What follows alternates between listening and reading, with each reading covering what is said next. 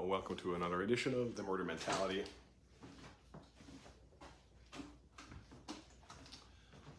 Let's today talk about healthy confrontation. Something I struggle massively with. What's up, Kyler? So I've been trying lately to talk a lot about things that actually I struggle with, things that are really difficult for me, because it doesn't really do me a lot of good to do all this stuff if I'm not helping people with things that I am actually learning about. And so,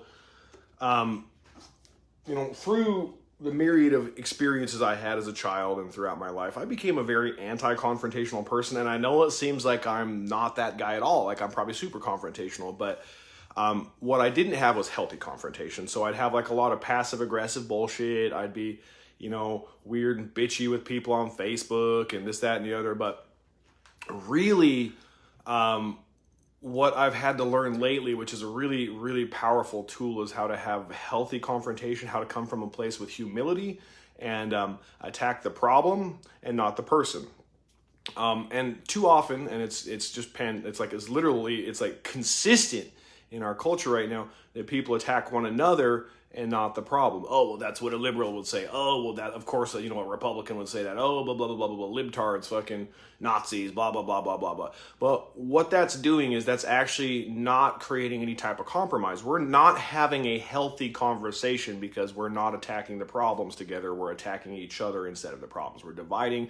And that's causing massive problems for us. It causes huge problems in our relationships. It causes huge problems in our friendships. It causes huge problems in our businesses and so on and so forth. And the issue is that most of us are very uncomfortable with confronting somebody in a healthy way in person.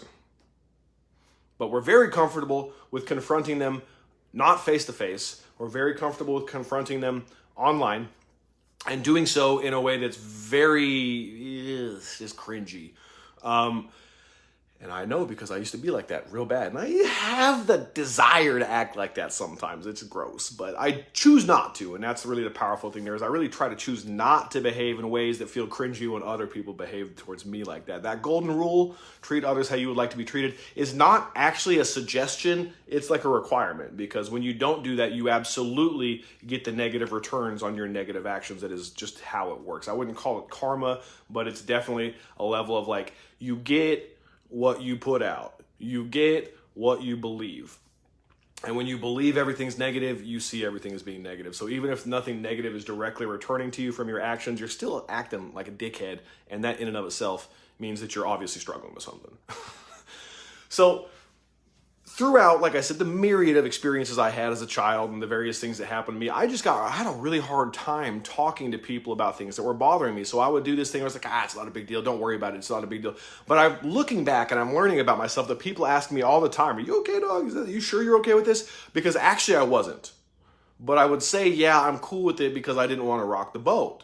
And then this crazy thing would happen is me trying to be nice actually resulted in me being very resentful, which isn't a very nice thing to do. And it turns out when you just let people do stuff like that hurts you or harms you or that you don't like or, stuff like that, and you don't say something and you don't healthily confront the situation. What's up, Chris?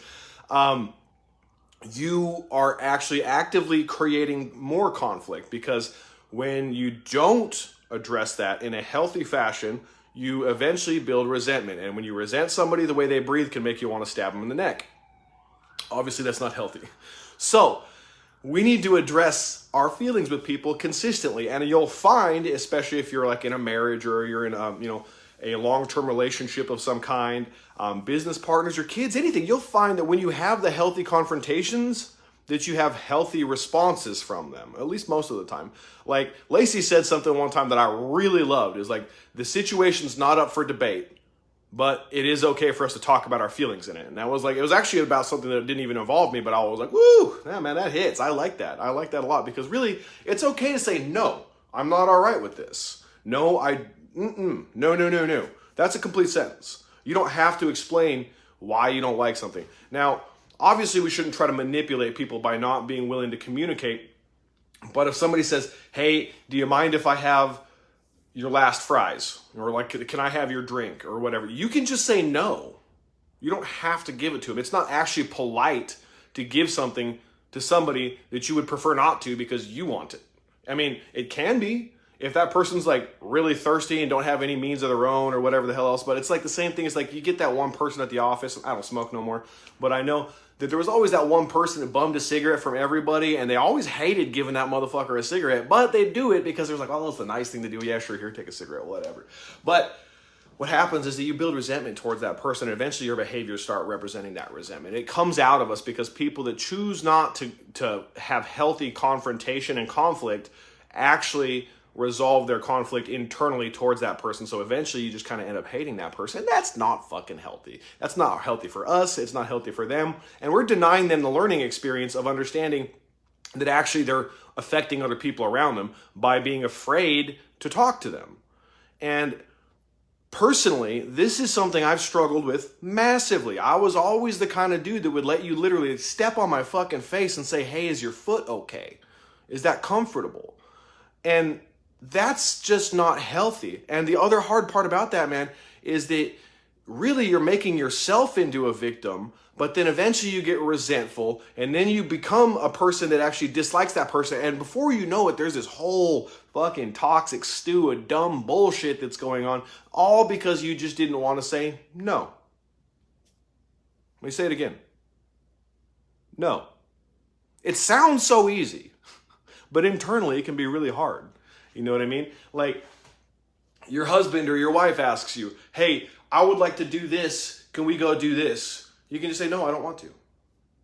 Now, I'm going to say that you should make some compromise sometimes because relationships are all about compromise, but you're not morally obligated to do something for even your partner just because they'd like you to. In fact, that's actually really unhealthy. That is going to create problems. You should have consistent compromise, but you should both be happy on your own. You should both be able to understand that if somebody says, hey, I don't really feel like going out tonight, that isn't a personal attack on you. That doesn't mean I don't want to be around you, fuck you. Maybe they're struggling with some shit and they need to work through it before they're around people. But when we internalize these thought processes, when we internalize these concepts, when we don't actually have the conflict, and have it in a healthy fashion, well, it causes massive problems for us. And then when we finally do have the conflict, because it will explode, do not mistake that, you do it in such an unhealthy fashion that you end up attacking your partner, you end up attacking your friend morally or verbally, or just like non sequitur kind of stuff where you're like, yeah, of course you'd fucking say that. And then before you know it, you just realize that, holy shit, I love this person, and I just treated them like fuck you because they did something that I let them do 99% of the time, and it's just this one time it fucking irritated me enough to get pissed at them. Well, you've been building this volcano inside of you and not addressing it, not letting the steam off of it, not letting the pressure cooker be healthy, and then you're mad at them because you've taught them that it's okay to ask those things of you and that you're totally going to give in every time. We teach people how to treat us, and then we get mad because they treat us how we've taught them to treat us. Have you ever noticed that people that are constant doormats fucking hate being doormats? It's so weird. Like, you'll hear people complain about their employer. I'm so fucking tired of this, and I'm so fucking tired of that, and they don't treat me like they respect me, and this, that, or the other. And then as soon as that employer's like, hey, jump to dog, do this, they're like, okay. But then the whole time they're like, man, we're motherfucker. Talk to them. And if it don't work, find a new job. I'm just saying, guys, that there's a healthy way to attack any given circumstance that happens in your life and do it in a way that it benefits everybody. Because compromise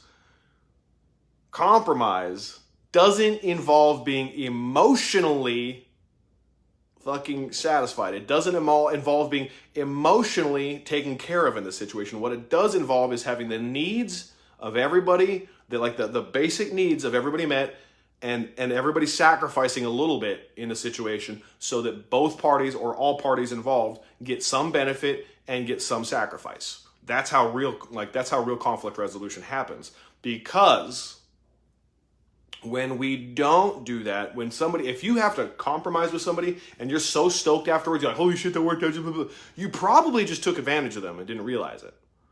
Because if you're really compromising, then you should be a little bit uncomfortable, because uncomfortable emotions show that we are actually giving up something.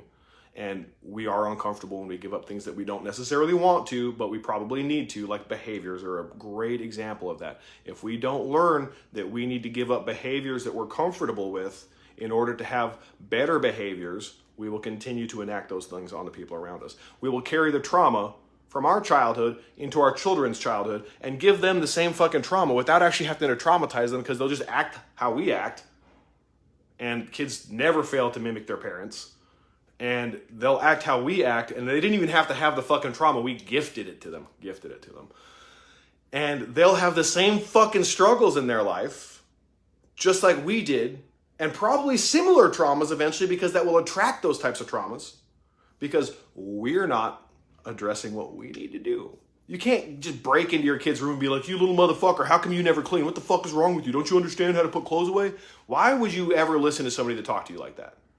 Now, should you set healthy boundaries? Should you set consequences and rules? Abso-fucking-lutely. But there's a way to do it that doesn't attack them. There's a way to do that doesn't have them feeling belittled at the end of it. Now, what that means to each individual person, you're going to have to address that, because everybody's different. But you can't just let it go for weeks and weeks and weeks and weeks. Never fucking set yourself up a real boundary and stick to it, and then fucking just come fucking unglued on them because they didn't behave how you wanted them to. Because, again, you've created the situation, you created the resentment, and now you're going to dump it all on top of them when you don't like having it inside of you anymore, as if they had any real control over it. You're the parent. It's your job to give them structure. You're in your relationship. It's your job to structure your half of the relationship, and hopefully, if the other person loves you, they'll meet you halfway. 100%, 100%. Not 70-30, not 50-50, 100-100. 120-120 preferably. That's just me. And so, like I always do, I'm going to just invite you guys to do something that I think is really, really fucking powerful. And I want to invite you to pray about a conflict that you need to have that is absolutely killing you right now. And I want you to pray about it, and then I want you to approach that exactly how your conscience guides you after you pray about it. And that means that if your conscience tells you to go in there and say, this is a problem for me and I don't like this, say that. If it tells you, hey, you know what you need to do? There might be a softer approach, but you need to bring this to that person. Do that. Do what comes to your mind second, but what comes to your heart first. Your heart won't misguide you. Your brain is just trying to subordinate what your heart already knows as a fact, because this is designed to keep you alive, and this is what keeps us satisfied and loving other people. I know it's just a heart, but you get what I mean. Like, you get the concept. And so approach this situation that's causing you pain, that's causing you difficulties right now, and I want you to approach it with compassion, humility, but also the conflict resolution. That means that you can be humble enough to say, hey, this is a problem for me, and I'm not going to tell you how to resolve this, but I would like to address this issue with us. Because that way you're being humble enough not to say that you can just like the idea that you can just change somebody by talking to them, because you will be often disappointed if that's what you feel. And it's also displaying that you understand that that person's a person and you want to have a resolution, not to just mold them into your perfect little whatever the fuck you think they should be. But don't take my word for it. I'm just Face Tats McGee. I just made a lot of dumb fucking mistakes in my life, and I'm hard-headed enough that eventually I figured a few of them out. So I hope these things help you. Love all of you. Have a good day.